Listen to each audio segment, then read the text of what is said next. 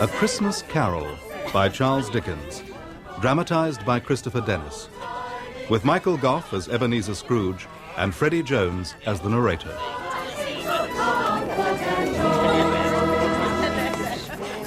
Once upon a time, of all the good days in the year, on Christmas Eve, Marley was dead to begin with. There was no doubt whatever about that. This must be distinctly understood, or nothing wonderful can come of the story I am going to relate. The register of his burial was signed by the clergyman, the clerk, the undertaker, and the chief mourner. Scrooge signed it, and Scrooge's name was good upon change for anything he chose to put his hand to. Merry Christmas, sir. Bah! Humbug! Scrooge knew he was dead? Of course he did. How could it be otherwise? Scrooge and he were partners for I don't know how many years. Scrooge was his sole executor, his sole administrator, his sole friend, and sole mourner. But Scrooge was not so dreadfully cut up by the sad event, but that, excellent man of business that he was, he solemnized the day of the funeral by securing an undoubted bargain. Mr. Scrooge, sir. What is it? I wondered if I might take a coal for the fire in my office, sir. It's gone out. Then put on your muffler. I tell you, Cratchit, any more of these extravagant ideas and you and I must part company. Yes, sir. Very sorry, sir.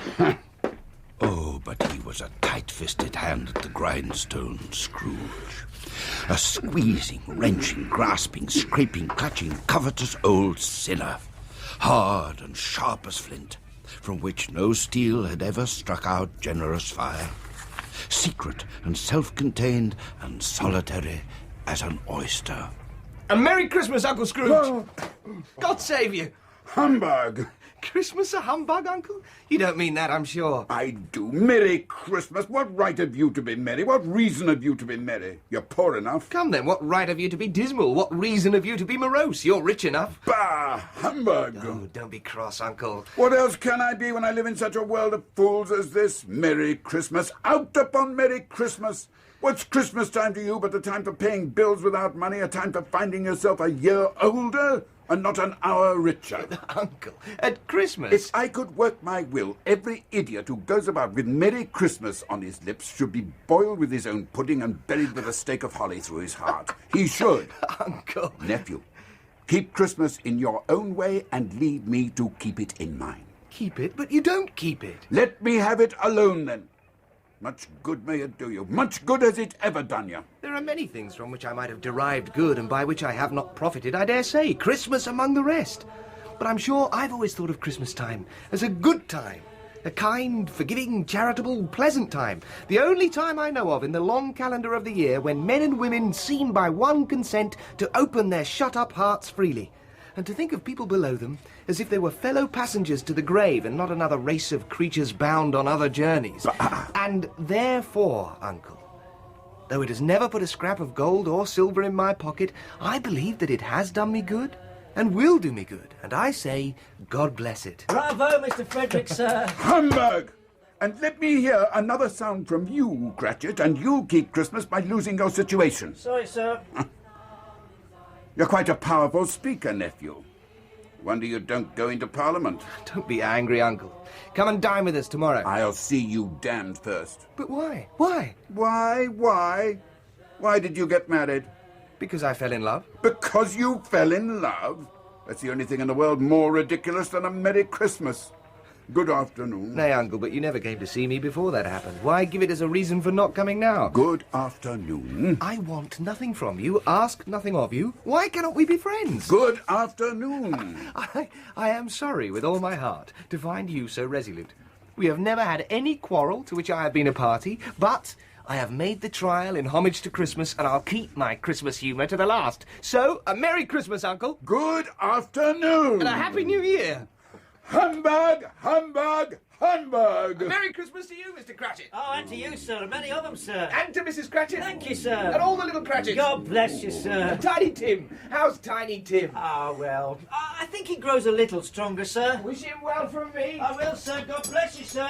And a happy New Year. Humbug! Good evening, sir. Compliments of the season to you. May I help you, gentlemen? There's another fellow, my clerk. 15 shillings a week and a wife and family talking about Merry Christmas. I'll retire to Bedlam. This way, sir. This way. Two gentlemen to see you, sir. Ah, Scrooge and Marley's, I believe.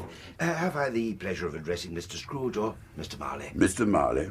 Mr. Marley's dead. Mr. Marley's as dead as a doornail. So why a doornail, I can't imagine. I should have thought a coffin nail would be more appropriate. Mr. Marley's been dead, let me see, these 7 years.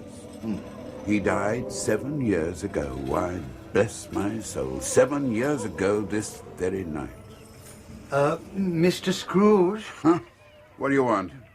Well, we have no doubt, Mr. Scrooge, that his liberality is well represented by his surviving partner. Yes. Cratchit! Beg pardon, sir. At this festive season of the year, it is more than usually desirable that we should make some slight provision for the poor and destitute who suffer greatly at the present time. Many thousands are in want of common necessaries. Indeed. Hundreds of thousands are in want of common comfort, sir. Are there no prisons? Yes, plenty of prisons. And the union workhouses, are they still in operation? They are still. I wish we could say that there were not. And the treadmill and the poor law are in full vigour then? Both very busy, sir. Ah, I was afraid from what you said at first that something had occurred to stop them in their useful course. I'm very glad to hear that I was mistaken. A few of us are endeavouring to raise a fund to buy the poor some meat and drink and means of warmth.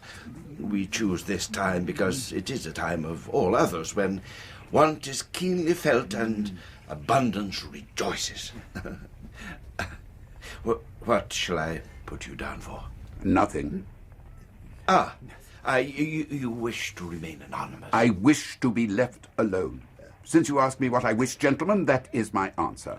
I don't make merry myself at Christmas, and I can't afford to make idle people merry. But sure. I help to support the establishments I have mentioned, the prisons and the workhouses. They cost enough, and those who are badly off must go there. Many can't go there, and many would rather die. If they would rather die, they had better do it and decrease the surplus population. Besides, excuse me, that is not my business. It is surely the business of all of us who are fortunate enough It to is not mine. It's enough for a man to understand his own business and not to interfere with other people's. Mine occupies me constantly. Good afternoon, gentlemen. Good afternoon. But, Mr. Scrooge, my dear sir, please, Christmas. Christmas humbug! Oh. Good evening, sir. And you! You'll want the whole day tomorrow, I suppose. If quite convenient, sir. It's not convenient and it's not fair. If I was to stop £0.50 for it, you'd think yourself ill-used, I'll be bound. And yet you don't think me ill-used when I pay a day's wages for no work. It's only once a year, A sir. poor excuse for picking a man's pocket every 25th of December. But I suppose you must have the whole day. Oh, thank you, sir. Be here all the earlier the next morning. Ah, thank you, sir. God bless you, sir. And a merry, Hamburger! The office was closed in a twinkling, and the clerk, with the long ends of his white comforter dangling below his waist, for he boasted no greatcoat, went down a slide on Cornhill at the end of a lane of boys 20 times in honour of its being Christmas Eve. And then home to Camden Town as hard as he could pelt to play at blind man's buff. Poulterers' and grocers' trades became a splendid joke, a glorious pageant, with which it was next to impossible to believe that such dull principles as bargain and sale had anything to do.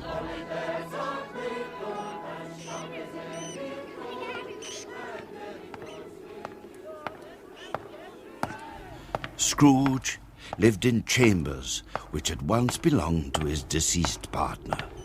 They were a gloomy suite of rooms in a lowering building up a yard where it had so little business to be that one could scarcely help fancying it must have run there when it was a young house, playing at hide-and-seek with other houses and have forgotten the way out again. It was old enough now and dreary enough, for nobody lived in it but Scrooge. Now, it is a fact that there was nothing at all particular about the knocker on the door, except that it was very large. It is also a fact that Scrooge had as little of what is called fancy about him as any man in the City of London. And then let any man explain to me, if he can, how it happened that Scrooge, having his key in the lock of the door, saw in the knocker, without its undergoing any intermediate process of change, not a knocker, but Marley's face. Jacob Marley. No. Marley's face, looking at Scrooge as Marley used to look, with ghostly spectacles turned up on its ghostly forehead. No, it's... A knocker again. Humbug. He paused before he shut the door, and he did look cautiously behind it first, as if he half expected to be terrified with the sight of Marley's pigtail sticking out into the hall. But there was nothing on the back of the door except the screws and nuts that held the knocker on. Pooh. Up Scrooge went, not caring a button for the dark. Darkness is cheap, and Scrooge liked it.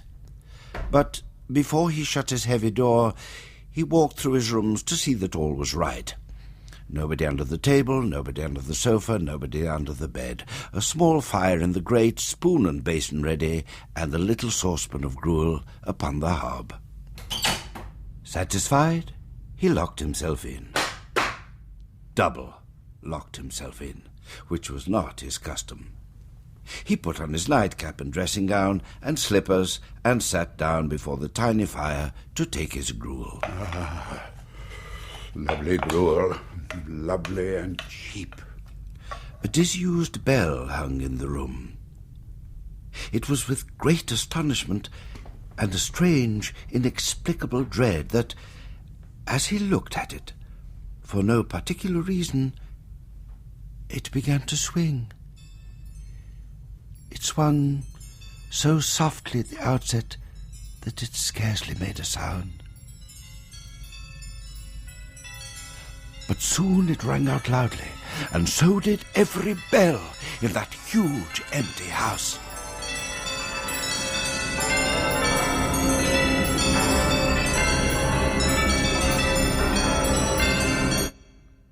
Then, in the silence, from the cellar far below,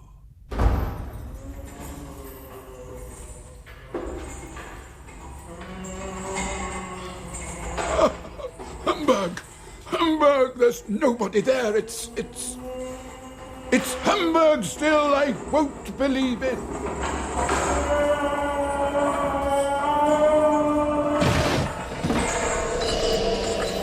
The same face, the very same. Marley in his pigtail, usual waistcoat, tights and boots.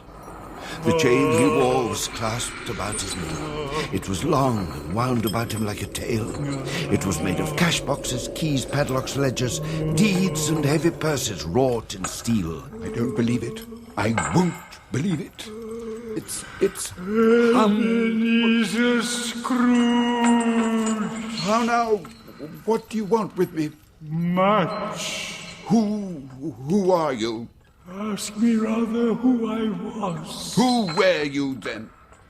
You're particular for a shade. In life, I was your partner, Jacob Marley. Will you... weren't you... Can you sit down? I can. Do it then. You don't believe in me. I don't. Why not? Why do you doubt your senses? Because any little thing can upset them. An upset of the stomach, indigestion, they become cheats. You may be an undigested bit of beef, a blot of mustard, a crumb of cheese, a fragment of underdone potato. There's more gravy than grave about you, whatever you are. Here, do you see this toothpick? I do. You're not looking at it. I see it, notwithstanding. Oh, well, I have but to swallow this to be for the rest of my days persecuted by a legion of goblins entirely of my own creation. It's all humbug, I tell you. Humbug! Mercy, dreadful apparition. Why do you trouble me? Do you believe in me or not? I do, I must. But why do spirits walk the earth, and why do they come to me? It is required of every man that the spirit within him should walk abroad among his fellow men and travel far and wide. And if that spirit goes not forth in life, it is condemned to do so after death. It is doomed to wander through the world, oh, woe is me, and witness what it cannot share, but might have shared on earth, and turned to happiness. Oh, woe, woe. You are fettered. Tell me why. I wear the chain I forged in life. I made it link by link and yard by yard. I girded it on of my own free will, and of my own free will I wore it. Is its pattern strange to you? Or would you know the weight and length of the strong coil you bear yourself? It was full as heavy and as long as this, 7 Christmases ago. You have labored on it since. It is a ponderous chain, Ebenezer. Jacob, old Jacob Marley, tell me more. Speak comfort to me, Jacob. I have none to give. A very little more is all that is permitted to me. I cannot rest. I cannot stay. I cannot linger anywhere. My spirit never walked beyond our counting house, and weary journeys lie before me. You were always a good man of business, Jacob. Business? Mankind should have been my business. The common welfare my business. Charity, mercy, forbearance, and benevolence, all my business. At this time of the year, the rolling year, I suffer most. Why did I walk through crowds of fellow beings with my eyes turned down, and never raise them to that blessed star which led the wise men to a poor abode? Well, Hear me, my time is nearly gone. Oh, I will. Only don't be hard upon me. Don't be flowery, Jacob. Pray. I'm here tonight to warn you that you have yet a chance and hope of escaping my fate. A chance and hope of my procuring Ebenezer. You were always a good friend to me, thank you. You will be haunted by 3 spirits. Is that the chance and hope you mentioned, Jacob? It is. I think I'd rather not. Without their visits, you cannot hope to shun the path I tread. Expect the first tomorrow, when the bell tolls 1. Oh, couldn't I take them all at once and get it over with, Jacob? Expect a second on the next night at the same hour. The third upon the next night, when the last stroke of 12 has ceased to vibrate. Now, look to see me no more. Look that for your own sake you remember what has passed between us. Why, Jacob, don't go through the window, Jacob! Would it not be wiser to leave by the stair? It is a fearful drop, Jacob. Why? What's this, Jacob? And who are they, walking on the clouds, so laden down with chains and ledgers and cash boxes? And why, there's old... They are my companions. Good men of business, everyone. Now we wander through eternity together, dragging the chains which we have forged in lives of good business. Yes, it's old... What's his name? My, but that's a monstrous iron safe for a man of his age to be carrying. Look to see me no more. But Jacob, don't go? Can't you tell me more about these spirits, Jacob? You see, I'm not sure that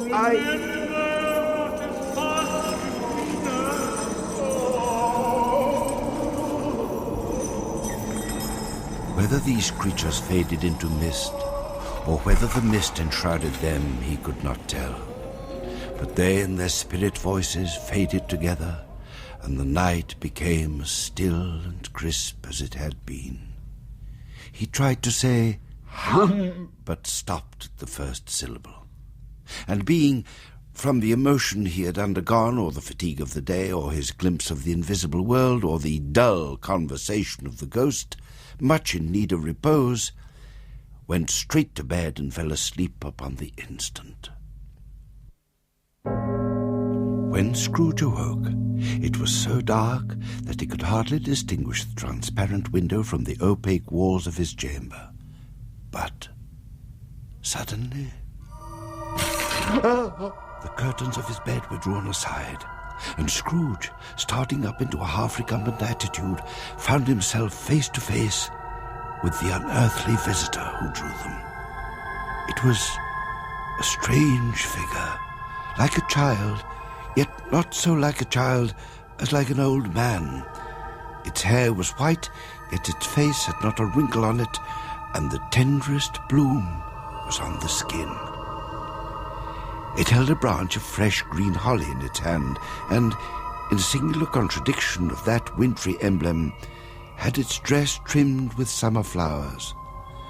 But the strangest thing about it was that from the crown of its head sprang a bright, clear jet of light. Are you the spirit whose coming was foretold to me? I am. Who and what are you? I am the ghost of Christmas past. Long past? No, your past. You dazzle me. You hurt my eyes. I pray you be covered. What? Would you put out with worldly hands the light I give? I didn't mean to offend. May I inquire what business brings you here? Your welfare. I'm much obliged, but I can't help feeling that a good night's sleep... Rise and walk with me. But the weather, the hour, my bed is warm and the night air outside must be... And I'm coming. Follow. What? Through the window? But I am mortal and liable to fall. Bear but a touch of my hand here, and you shall be upheld in more than this. Oh. As the words were spoken, they passed through and stood in the instant upon an open country road. Do you know where we are? Good heavens! I was bred in this place. I was a boy here. I was happy here. Do you recollect the way? Remember it? I could walk it blindfold. Strange to have forgotten it for so many years. Merry Christmas to ye, Mrs. Burgess. And to you, sir, and to you. Why, yes, it's Mrs. Burgess, lived at the Grange, and he's Davis the carter. A Merry Christmas! Keep on, come on, young dog, keep on. Oh, a Merry Christmas, Mrs. Burgess and Mr. Davis. And to you, young Charlotte. Why, never young Tommy. That's it, Charlotte Simpkins. That's her little brother, Tom. Merry Christmas to you, Charlotte. Why, they don't see me. These are but shadows of the things that have been. They have no consciousness of us. Oh, I should have liked... Well? I should have liked, well, to wish them a Merry Christmas for old times. What is Merry Christmas to you? Out upon Merry Christmas. What good has it ever done you?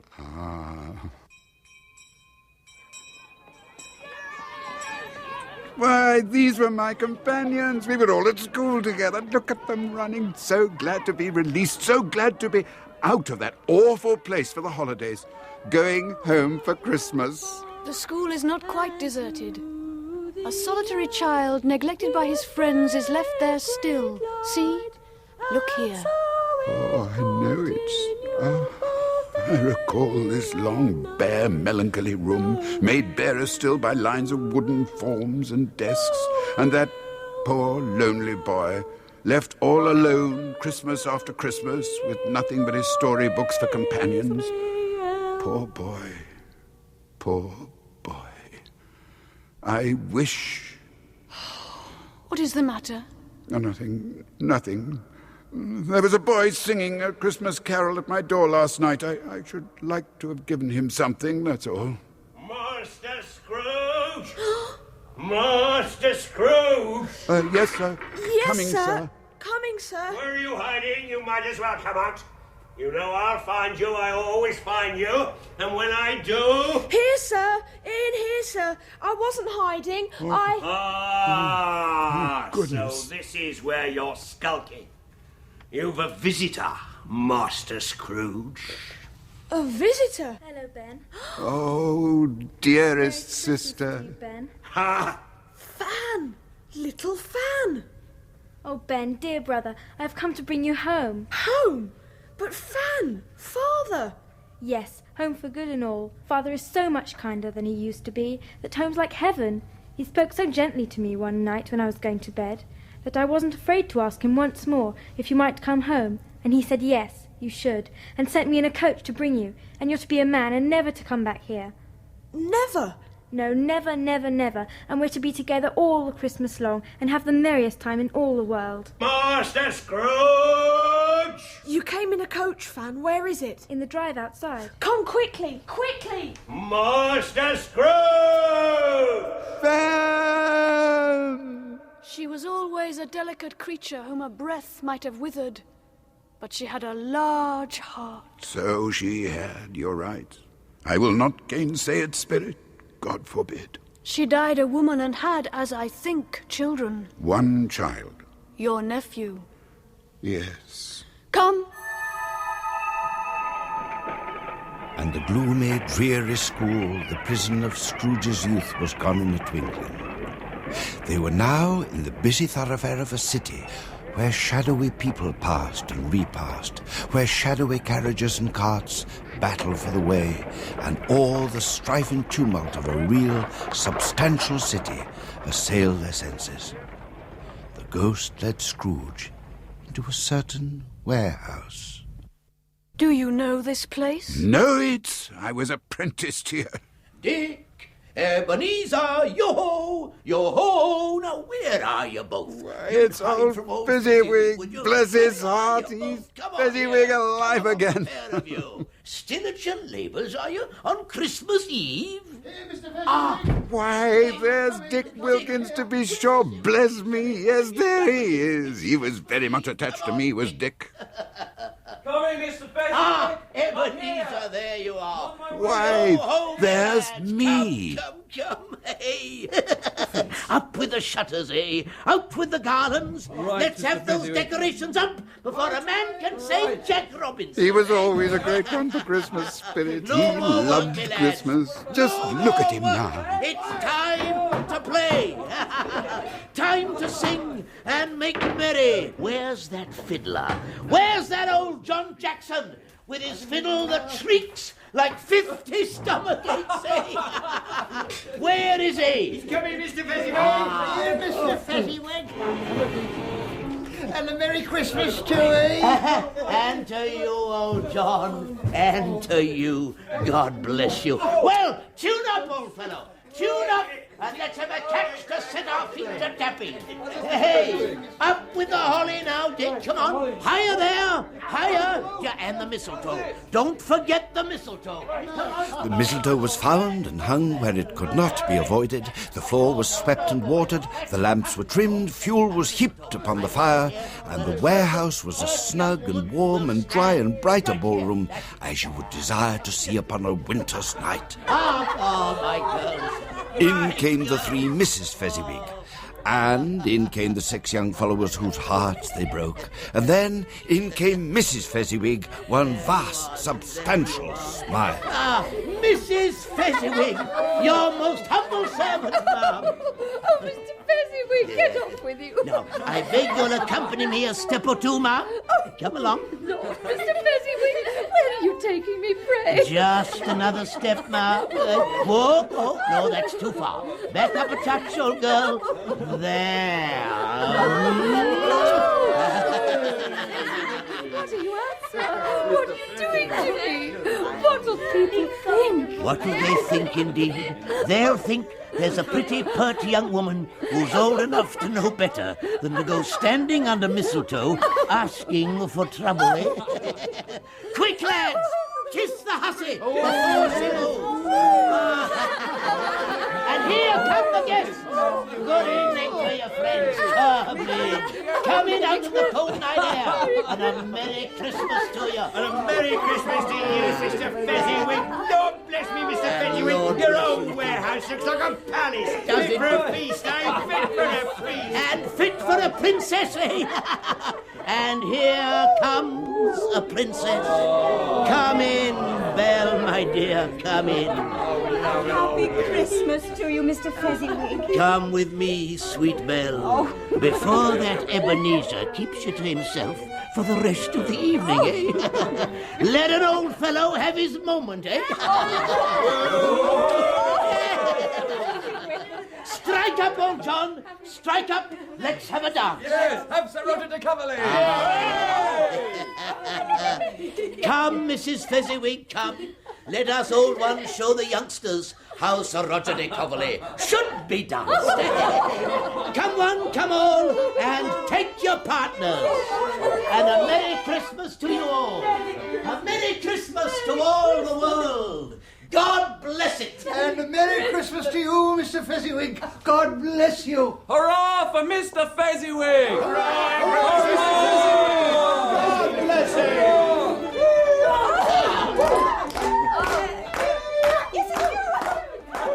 A small matter to make these silly folks so full of gratitude. Small? Is it not?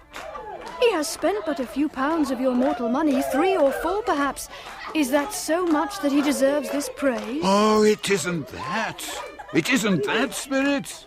He has the power to render us happy or unhappy, to make our service light or burdensome, a pleasure or a toil. The happiness he gives is quite as great as if it cost a fortune. What is the matter? Nothing in particular. Something, I think. No. I should just like to be able to say a word or two to my clerk just now. That's all. My time grows short. Look here. But, Belle, how can you think that of me? Dear Ebenezer, another idol has replaced me in your heart. And if it can cheer and comfort you in time to come, as I would have tried to do, I have no just cause to grieve. What idol has displaced you? A golden one. You fear the world too much. All your other, finer hopes have merged into the hope of being beyond its sordid reproach.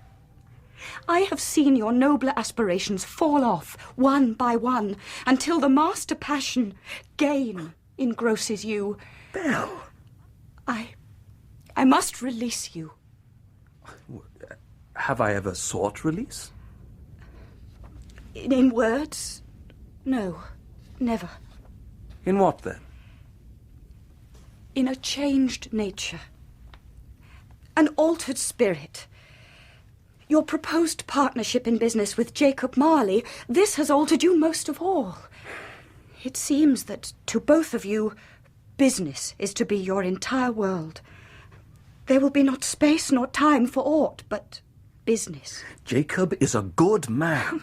I grant you, a good man of business. But what has this to do with you and I? Tell me, and tell me truly, if this contract made between us when you were a boy and when we thought as one had never been, would you seek me out and try to win me now? Yes, oh, say yes. You think not? I would gladly think otherwise if I could. Heaven knows. Let us waste no more time on this conversation, Belle. No. Let us not.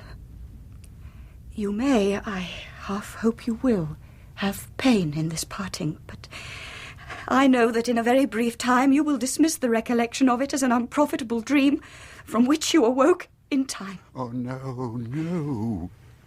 May you be happy in the life you have chosen.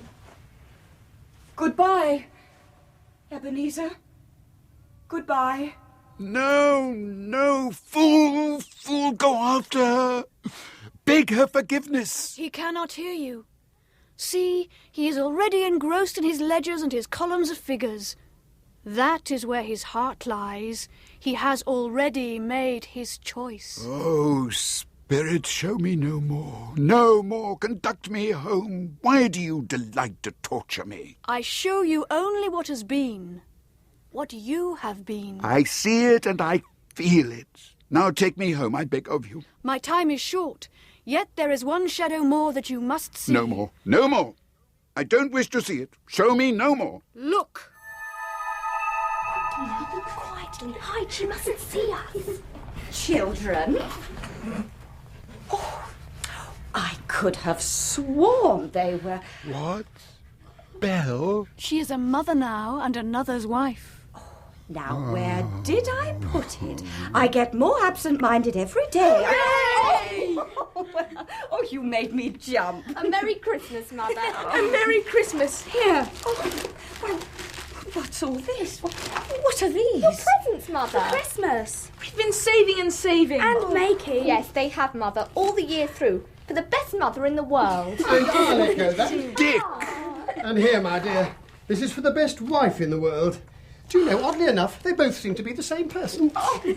Oh, well, thank you, my dear. Look what I've got, Father. Look what I got for Christmas. I got a book, Father. Will you read it with me? Soon, my dear. Belle, I saw an old friend of yours this afternoon. Oh, who was it? Guess. How can I guess? £50 for 2 years at 7% compound interest. But where's your security, eh? Show me your security or I'll be forced to foreclose. Oh, I know. It's Mr. Scrooge. Mr. Scrooge it was. For nobody dares to call him Ebenezer anymore. Now he's Mr. Scrooge to all the world. I passed his counting-house window. As it was not shuttered and his candle was lit, I couldn't help seeing him, still counting up his endless lines of figures on Christmas Eve. His partner, Jacob Marley, lies upon the point of death, I hear. And there sat Ebenezer all alone. He'll be quite alone in all the world, I do believe. What a dreadful thing to be alone in the world. We'll never be alone, will we, Mother? Why, no, my dear. We have each other, haven't we? Yes, we have each other. Won't you play for us, Belle? Oh, my fingers are so stiff these days. And yes, do play for us, Mother. We should sing tonight. Celebrating Christmas Eve, after all. No, we'll never be alone. We have each other, and the best father that ever was called father, to care for us all. To think that such another creature, quite as graceful and as full of promise, might have called you father, and been a springtime in the haggard winter of your life. Spirit, remove me from this place. I told you that these were the shadows of the things that have been, that they are what they are. Do not blame me. Remove me. I cannot bear it. Take me back. Haunt me no longer. The spirit's light was burning high, and seizing the huge extinguisher cap that it carried in its hand, Scrooge, by a sudden action... Leave me be! Leave me be! Pressed it down upon its head so that the extinguisher covered its whole form like a candle being snuffed out. Conscious of being exhausted and, further, to his surprise, of being in his own room once more, he gave the cap a parting squeeze before he sank into a heavy sleep.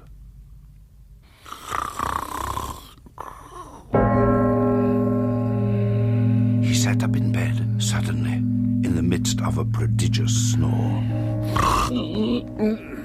1 o'clock, and nothing. Nobody. Nothing! A dream, all a dream! Jacob Marley, Marley's dead! Yet, though he was alone, he was acutely conscious of being the very core and centre of a blaze of ruddy light, which seemed to emanate from the adjoining room. He got up and softly shuffled in his slippers to the door. Ghost of the past. Ghost of humbug. It's all Ebenezer Scrooge! Come in! Ebenezer Scrooge!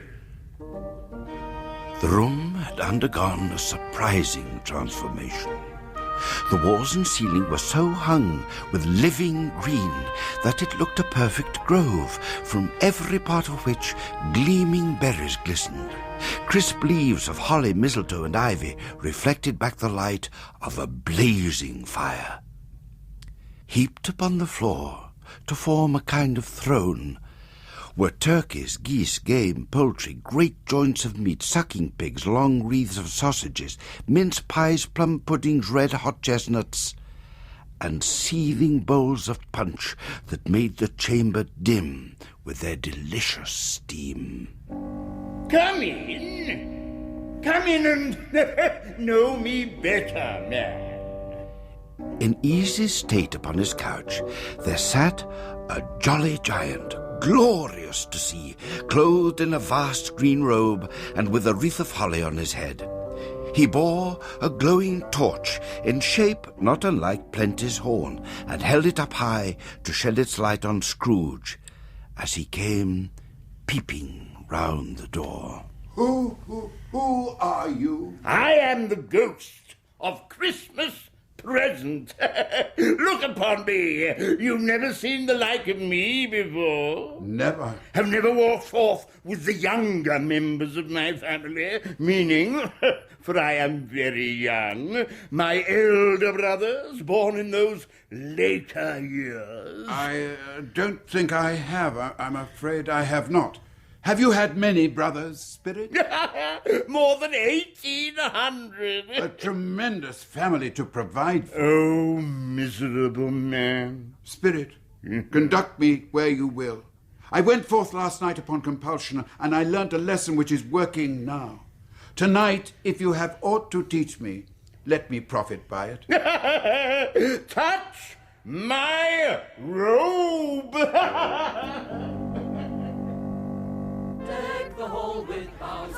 And in the instant they stood upon a busy street, on the brightest, crispest of Christmas mornings.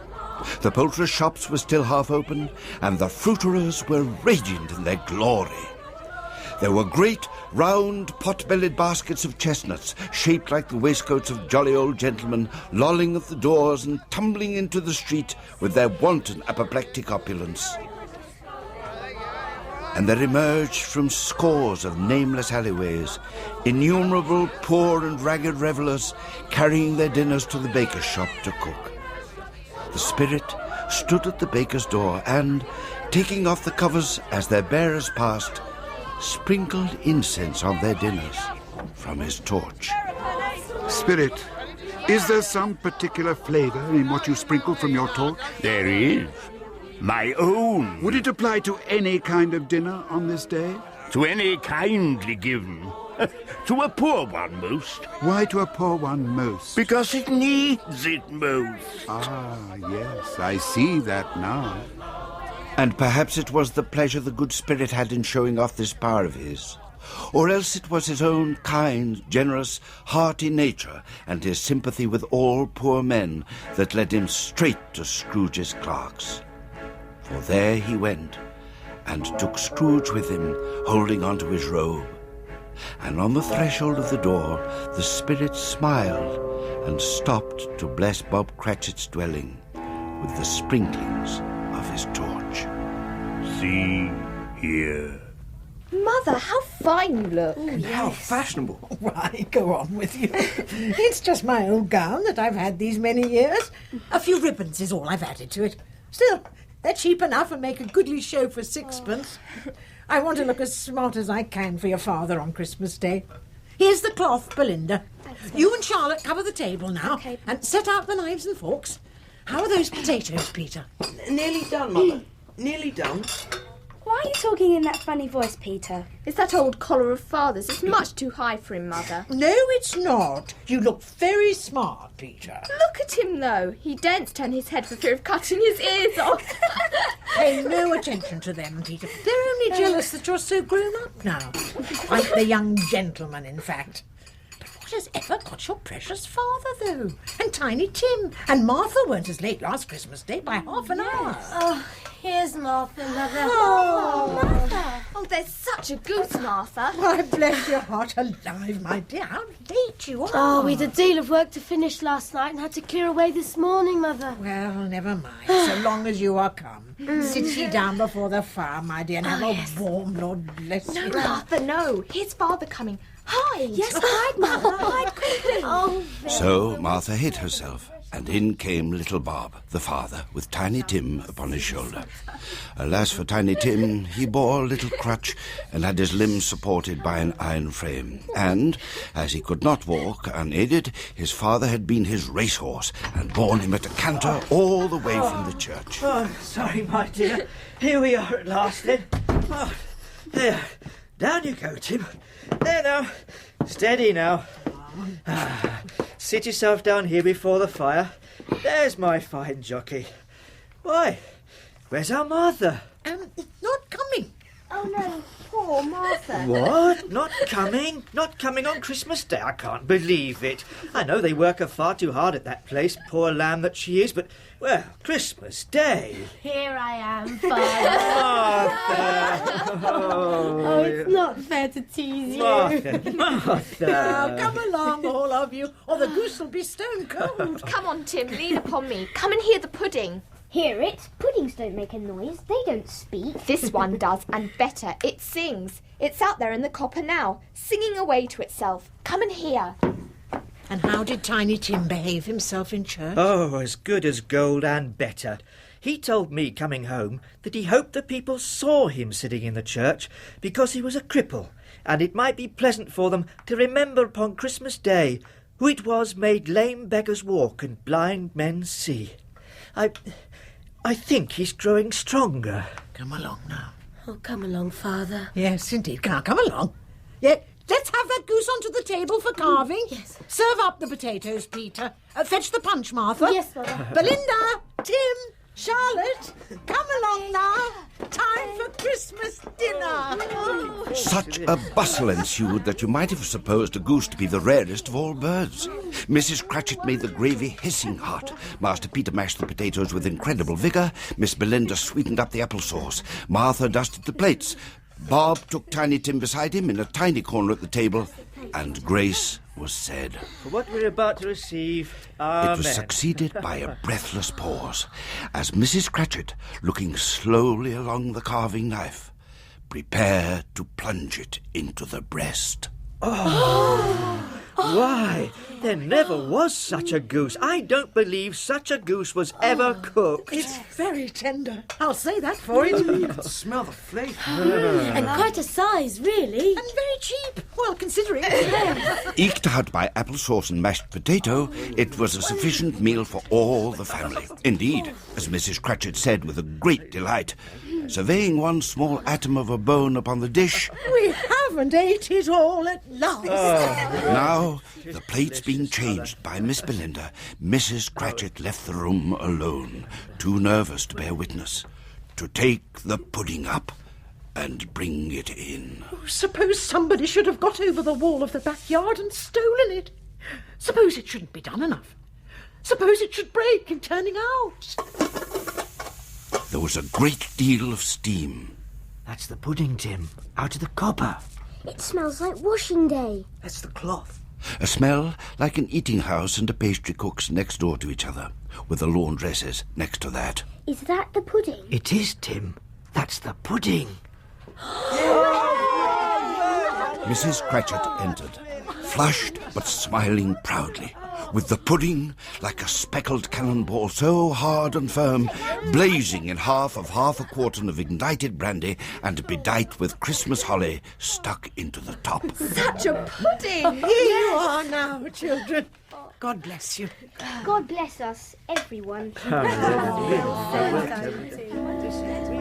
Spirit, tell me, Will Tiny Tim live? I see a vacant seat in the poor chimney corner, and a crutch without an owner, carefully preserved. If these shadows remain unaltered by the future, the child will die. Oh, no, Spirit, no. Speak some comfort to me. Say that this child may be spared. What then? If he be like to die, he had better do it, and decrease the surplus population. Oh, Spirit. Man, if man you be in heart, forbear that wicked cant, until you have discovered what that surplus is and where it is. Will you decide what men shall live, what men shall die? It may be that in the sight of heaven you are more worthless and less fit to live than millions like this poor man's child. Spirit. Hush, hush. Listen. Charge all the cups, Mother. Rise, children, and raise them high. Are we ready? Ready, Father. Then I give you the founder of the feast, Mr. Scrooge. The founder of the feast, indeed. I wish I had him here. I'd give him a piece of my mind to feast upon. My dear children, Christmas Day. It should be Christmas Day, I'm sure, on which one drinks the health of such an odious, stingy, hard, unfeeling man as Mr. Scrooge. Well, he is, Robert, you know he is. Nobody knows it better than you, poor fellow. My dear, Christmas Day. Well, I'll drink his health for your sake and the day's, but not for his. Long life to him, a Merry Christmas and a Happy New Year. He'll be very merry and very happy, I have no doubt. Mr. Scrooge. Mr. Scrooge. And all of us, too. God bless us. God bless us, everyone. They were not a handsome family. They were not well dressed. Their shoes were far from waterproof and their clothes were scanty. But they were happy, grateful, pleased with one another, and contented with the time. And when they faded, Scrooge had his eye upon them, and especially on Tiny Tim, until the last.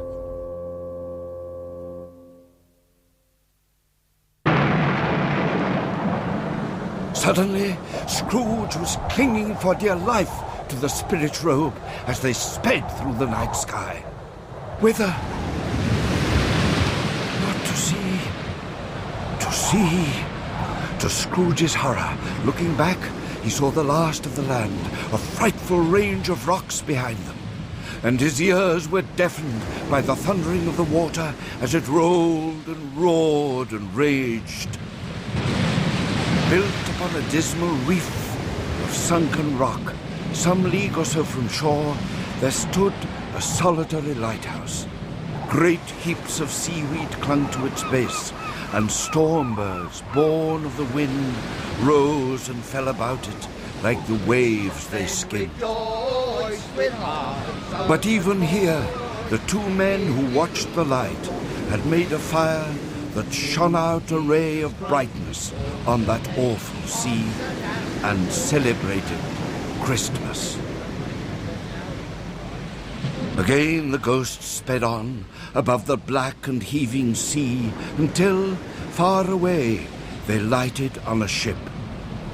They stood beside the officers who had the watch, dark, ghostly figures in their several stations, but every man among them had a Christmas thought with homeward hopes belonging to it.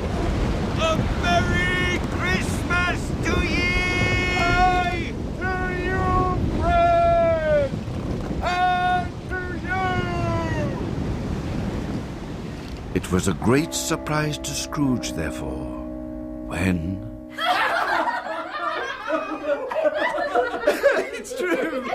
It's true, I tell you. He said Christmas was a humbug. As I live and breathe, he believed it, too. Well, more shame to him, Fred. Ought to be ashamed. Indeed, he should indeed. It was an even greater surprise to find himself in the bright, dry, gleaming drawing room of his nephew's house. Present were his nephew, his niece by marriage, his niece by marriage's sister, and a young gentleman who clearly doted upon her. Well, I'm sorry for him. I couldn't be angry with him if I tried. Who suffers by his ill whims? Himself, always. Here, he takes it into his head not to dine with us. Well, what's the consequence?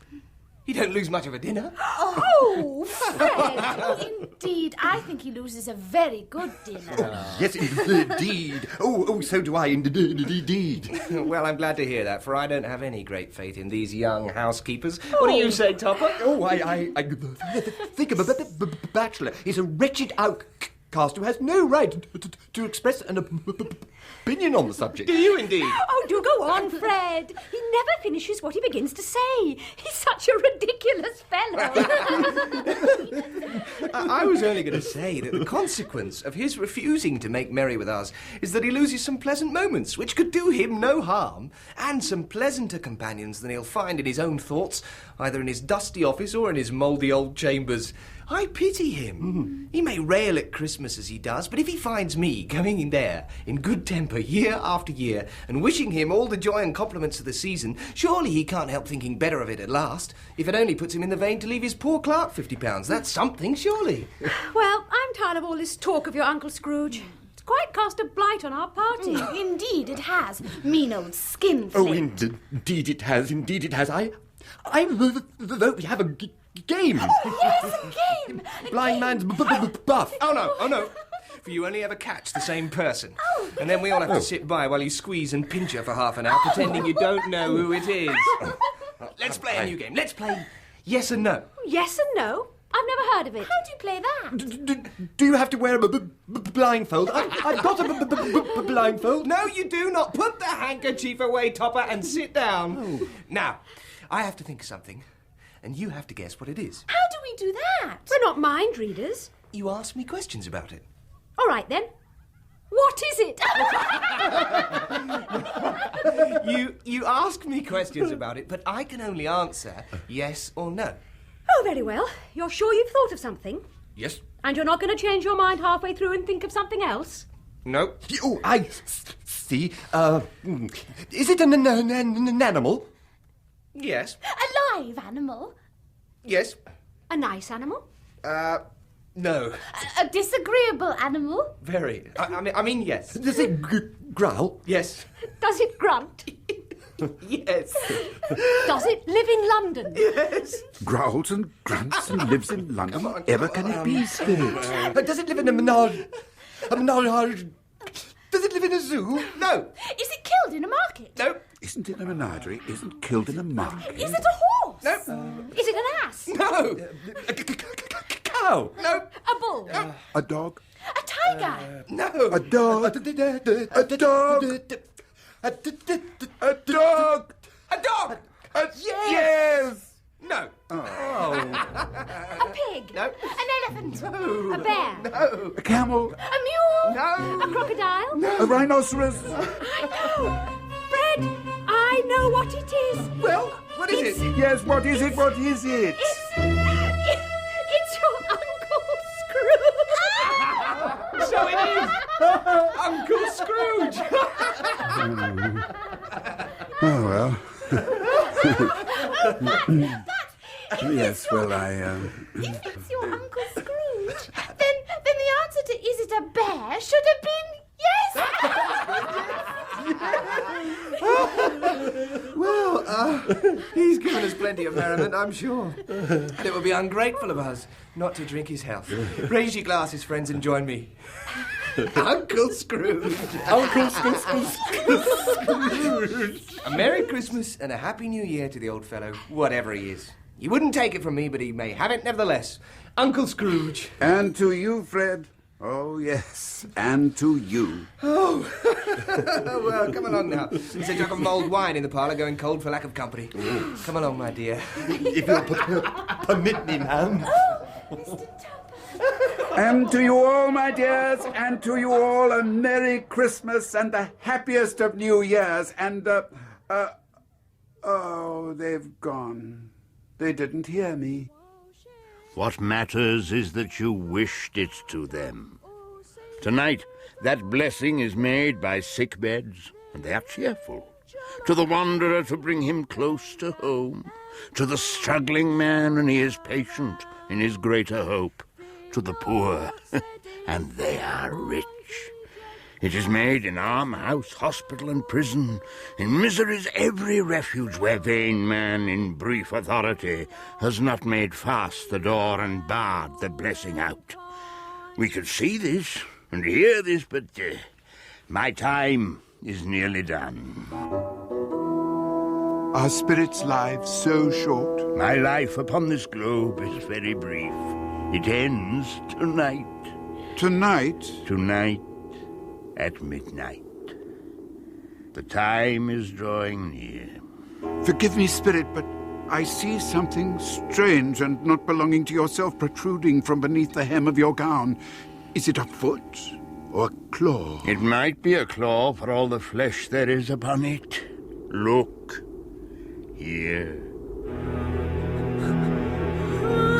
From the foldings of its robe, it brought forth 2 children, wretched, abject, frightful, hideous, miserable.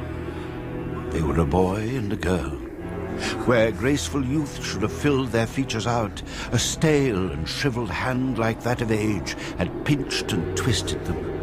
Where angels might have sat enthroned, devils lurked and glared out menacingly.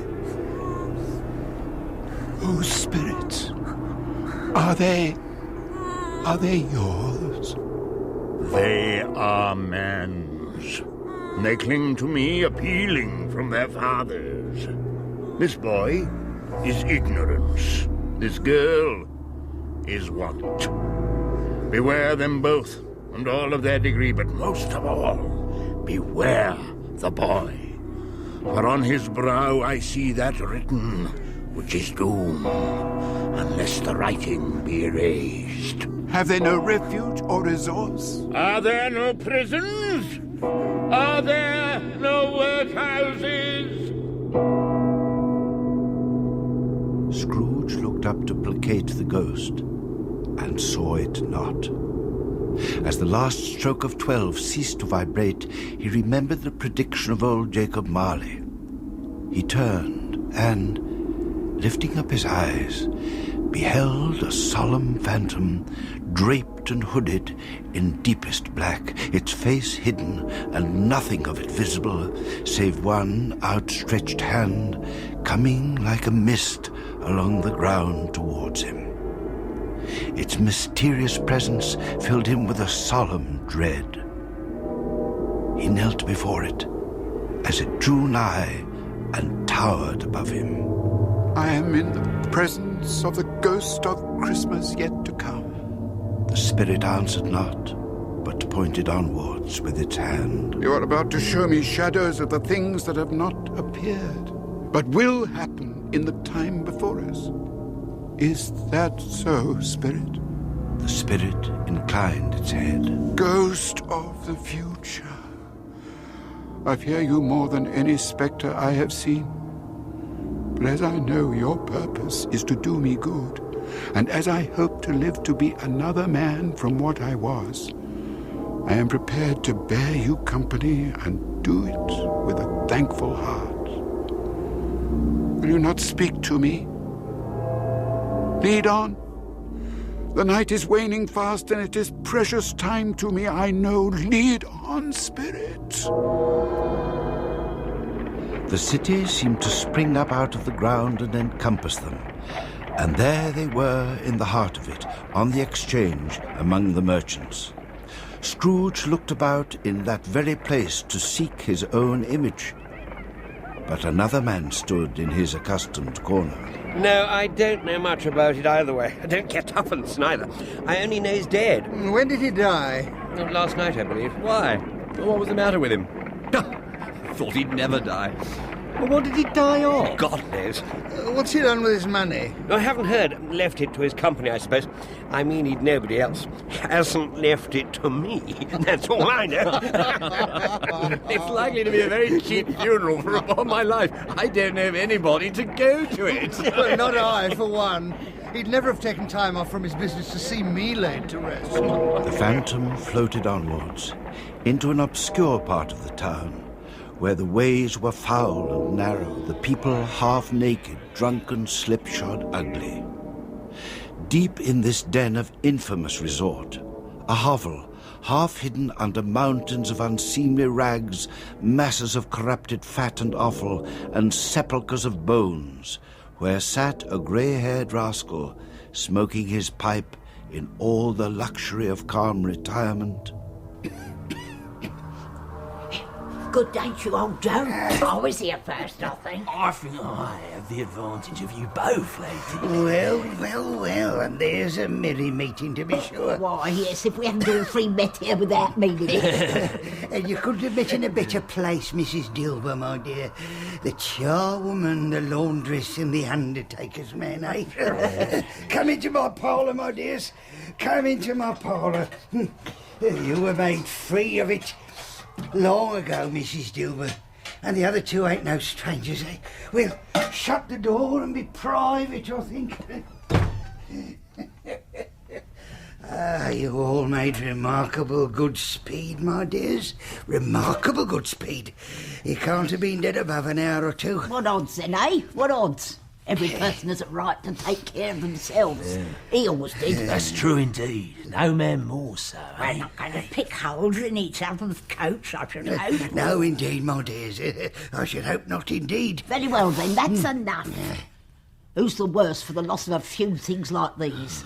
Not a dead man, I suppose. No, indeed. If he wanted to keep him after he was dead, wicked old screw, why wasn't he natural in his lifetime? If he had been, he'd have had somebody to look after him when he was struck with death, instead of lying, gasping out his last there, alone by himself. That's the truest word that was ever spoke. It's a judgment on him. It is, yeah. Open the bungalow, Joe, and let me know the value of it. Speak out plain. Yeah, right. I'm not afraid to be the person. Well, now, sheets, yes, towels, a little wearing apparel, right. 2 teaspoons, old-fashioned, a pair of sugar tongs, 3 boots. Now, let's think now. Oh dear. I always gives too much to the ladies. It's a weakness of mine, and that's the way I ruin myself. Here, just a minute. Is this all? If you asked me for another penny and made it an open question, I'd repent of being so liberal and knock off half a crown. Oh. Now then, Mr. Undertaker's man, let's see what you've brought me.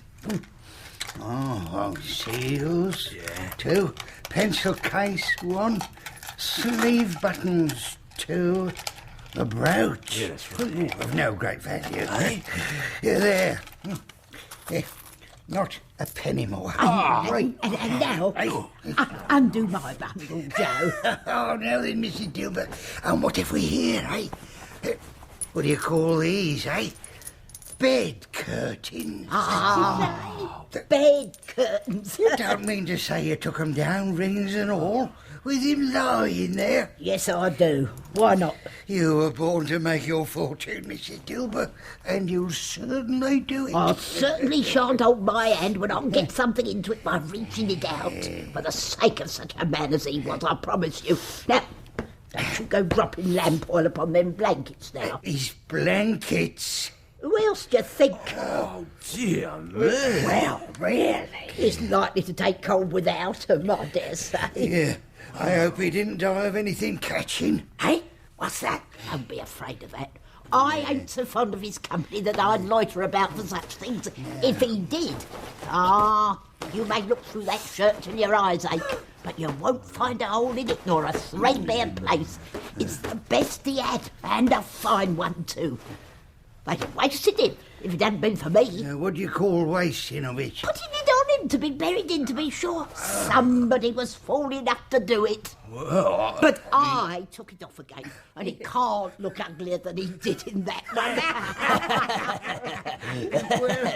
Well, here you are, Mrs. Dilber, my dear. Here, take this. You've earned it. This is the end of it, you see. He frightened everybody away from him when he was alive, to profit us when he was dead.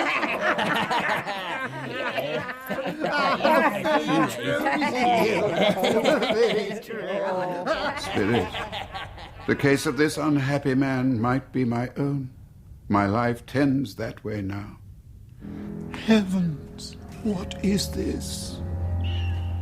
The scene had changed, and now he almost touched a bed, a bare, uncurtained bed, on which, beneath a ragged sheet, there lay a something which, though it was dumb, announced itself in awful language. Scrooge glanced towards the phantom. Its steady hand was pointed to the head. The cover was so carelessly adjusted that the slightest raising of it upon Scrooge's part would have disclosed the face.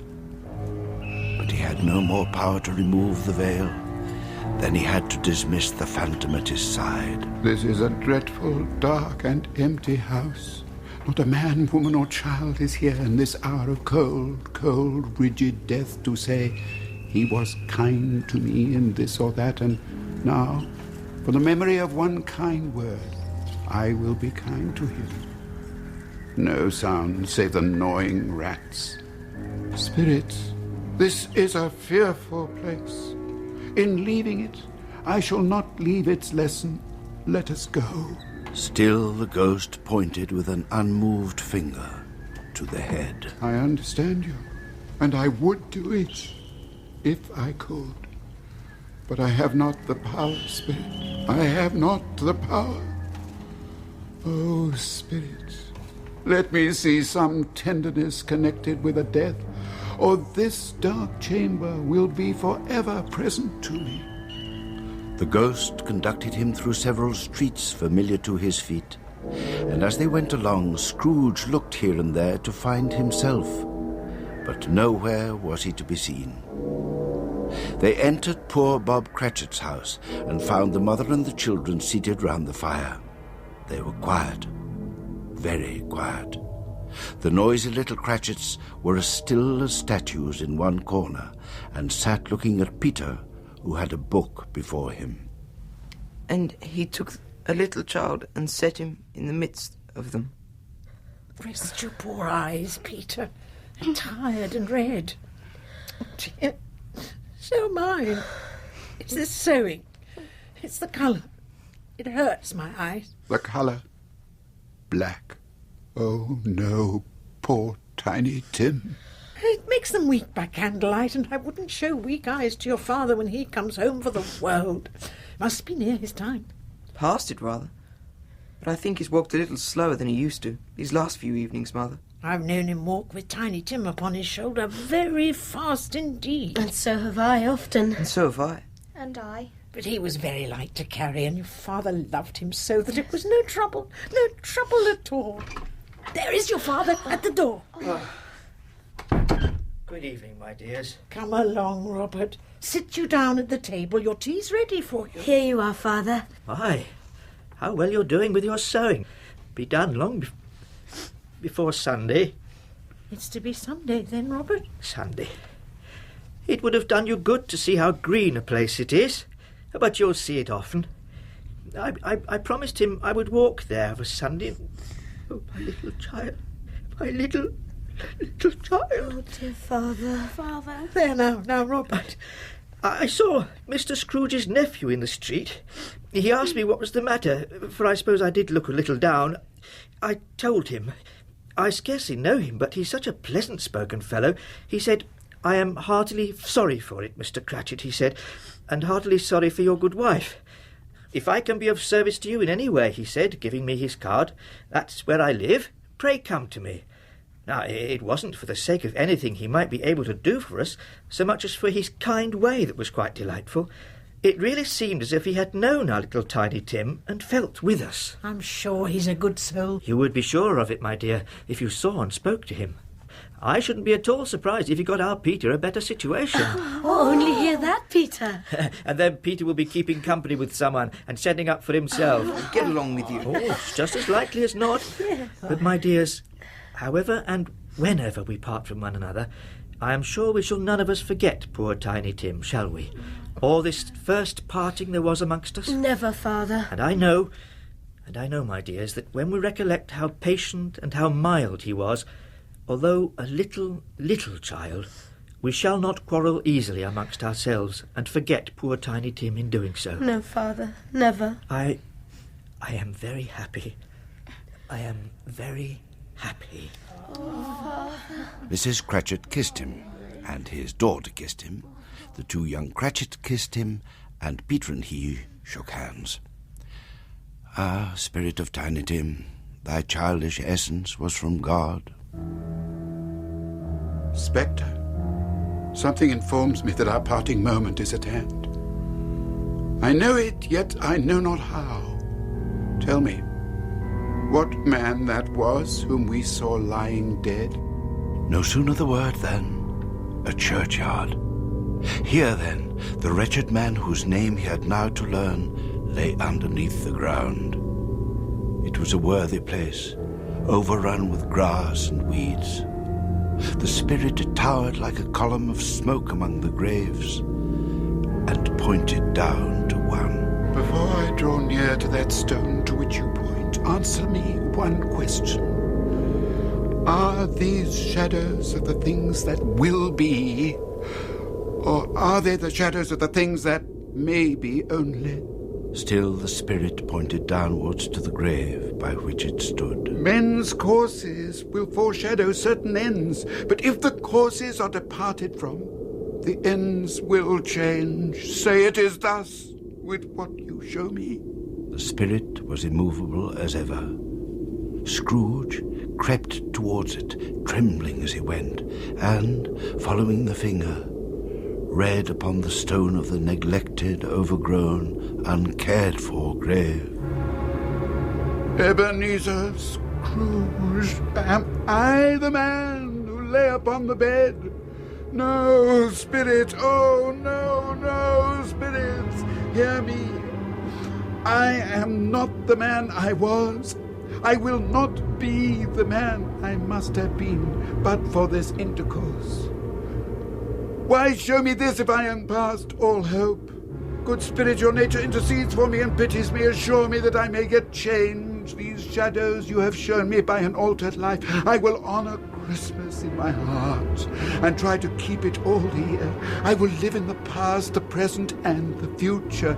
The spirits of all three shall strive within me. I will not shut out the lessons that they teach.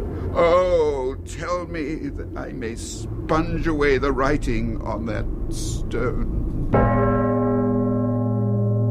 I will honor Christmas in my heart and try to keep it all year round. Heaven and Christmas time be praised.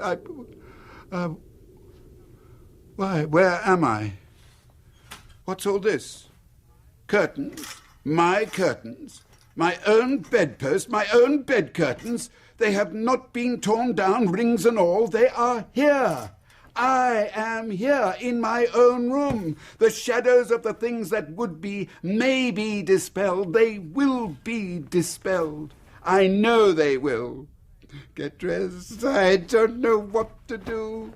I don't know what I'm doing. I'm as light as a feather. I'm as happy as an angel. Whoops. I'm as giddy as a drunken man. A Merry Christmas to everybody. A Happy New Year to all the world. What's that? Why, it's me. I laughed. I can laugh. I don't know what time it is, what day it is, what month it is, but I can laugh. I don't know how long I've been among the spirits. I don't know anything. I'm quite a baby. I don't care. I'd rather be a baby. The window. Let's have a look. Come on now, you opened easier than this to let Jacob Marley through. Oh, whoops. Oh, glorious, glorious, glorious. Hey there, you. What? What's today, my fine fellow? Today? Well, it's Christmas Day, innit? It's Christmas Day. I have missed it. The spirits have done it all in one night. They can do anything they like. Of course they can. Of course they can. Hello, my fine fellow. Hello. You know the poulterers on the next street but one at the corner? I should hope I did. Oh, an intelligent boy. Oh, a remarkable boy. Do you know whether they've sold the prize turkey that was hanging up there? Not the little prize turkey, the big one. What? The one quite as big as me. Oh, what a delightful boy. It's a pleasure to talk to him. Yes, my buck. It's hanging there now. Is it? Go and buy it. What? I'm in earnest. Go and buy it. Tell him to bring it here. Come back with the man, and I'll give you a shilling. Come back with him in less than 5 minutes, I'll give you half a crown. Carl! God rest you, merry gentlemen, let nothing you dismay. Remember Christ our Saviour was born this Christmas day to save us all, to save us all. Thank you, spirits. I shan't forget, spirits. I shan't forget. He wound his muff around his neck with such enthusiasm it was like to choke him, crammed his hat upon his head at a decided tilt, and fairly capered down the stairs to open the door into the street. He stopped to take the corner of his muffler and give the knocker on the door a grateful polish. And that is where I came across him. I shall love it as long as I live. You're a wonderful knocker. Mr. Scrooge. My dear sir, how do you do? I hope you succeeded yesterday. It was very kind of you to be so caring. A Merry Christmas to you, sir. Is it Mr. Scrooge? It is, sir. It is. That is my name, and I fear it may not be pleasant to you. I humbly ask your pardon, sir. And will you have the goodness to let me present you with my note for £500? 5? Lord bless me. My dear Mr. Scrooge, are you serious? Oh, yes, if you please. Not a farthing less. A great many back payments are included in it, I assure you. Will you do me that favour? My dear sir, I don't know what to say to such Please don't say anything. Come and see me tomorrow. Will you come and see me, please? I will. Oh, thank you. I'm much obliged to you. Thank you 50 times. Bless you. Bless you. Well, thank you, sir. Thank you. God bless you. A Merry Christmas to you. What? What's that? A Merry Christmas to me? Why, yes, of course, a Merry Christmas to me. A Merry Christmas to me.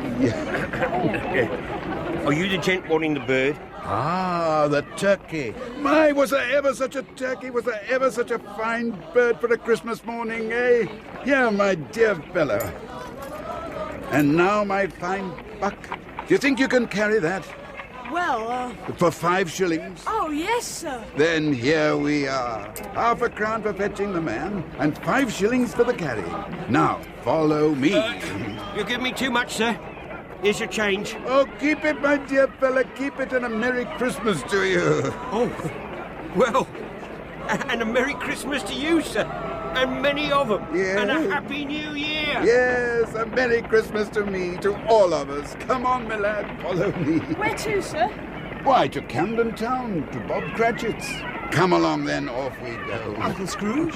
Fred, my dear fellow, wonderful to see you. A Merry Christmas to you. Uncle Scrooge, And are you all right? My pretty niece, may I? A Merry Christmas, my dear. Are you all right, Uncle? All right. Never better, Fred, my dear fellow. Fred. Yes, Uncle? Forgive my rudeness yesterday. Your invitation to dinner, does it still stand, Fred? Of course it does, Uncle. Then I'll come, if I may. If you may, you'll be the most welcome guest there. Oh, God bless you, Fred. God bless you. I want to have a serious talk with that friend of yours, Topper. Why, I didn't know you'd ever met Topper, Uncle. What do you want to talk to him about? It's high time he proposed to that sister of yours, my dear, and put himself out of his misery. Well, come along, my lad. Camden Town. Oh, and can we be sure to play that game? What game, Uncle? Why, yes and no, of course. What else? A Merry Christmas to you both. And a Merry Christmas to you, Uncle. Over that hall the moon shines bright. The bells of paradise I heard them ring, proclaiming our Saviour was born this night. and I love my Lord Jesus above anything.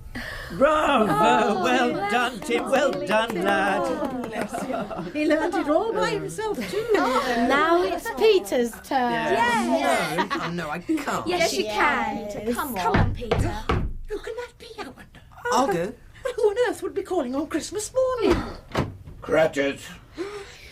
It's Mr. Scrooge. Oh, no. What does he want? He wants to come in. Oh, my goodness. Let him in, Peter. Let him in. Over here, children. Away from the fire. Mr. Scrooge, sir. Cratchit. Yes, sir? What do you mean by this? What? I said, what do you mean by it? Wait, it's Christmas, sir. Christmas? Only once a year, sir. No, I tell you what, my friend. I am not going to stand this sort of thing any longer. But, sir... And therefore, I'm going to raise your salary. Mr. Scrooge? Raise it, I'm going to double it. Well, don't look at me like that, eh? What's the matter with me? Something the matter with me? Mr. Scrooge, A Merry Christmas, Bob, my good fellow. A merrier Christmas than I've given you for many a year. I'll raise your salary and endeavour to assist your struggling family. And we'll discuss your affairs this afternoon over a Christmas bowl of smoking bishop. Mrs. Cratchit, my dear lady, I should like, if I may, to shake your hand. Mr. Scrooge. I give you my word, ma'am, that I shall no longer be the ogre of this family. And I hope that you'll let me, ma'am, after all you've suffered at my hands, be a friend. Well, I don't know what to say. Mrs. Cratchit, ma'am, outside is a young fella bent double under the weight of a bird that I'd be glad if you'd accept and set about cooking for your real Christmas dinner. Fetch 'em both in, ma'am. Fetch 'em both in. Thank you, Mr. Scrooge. I think you'll find it a good deal bigger than Tiny Tim here. Well now, Tiny Tim, may I shake your hand, sir? Are you really Mr. Scrooge? I am, I must confess it. I cannot deny it. Why, sir? You're not at all what I expected. I should hope I am not. Indeed, I promise you I am not. Though every word you've heard about me in the past has been true. I'm certain of that. Oh, Mr. Scrooge, is it? Henceforth, though, I hope. Well, I hope for many things, but with your father's permission, and you couldn't have a finer father, Tim. I know it, sir. We must set about getting you well, mustn't we? Good food and medicines and clean, fresh air and a Merry Christmas to you. A Merry Christmas to all of us. Merry Christmas. Merry Christmas, Mr. Scrooge. Right, well said. In heaven the bells are ringing, ding dong merrily the sky is riven with angels singing. Scrooge was better than his word, and to Tiny Tim, who did not die, he was a second father. He became as good a friend, as good a master, and as good a man as the good old city knew. And it was always said of him that he knew how to keep Christmas well, if any man alive possessed the knowledge. And may that be truly said of us. And so, as Tiny Tim observed, God bless us, everyone. Hosanna in excelsis.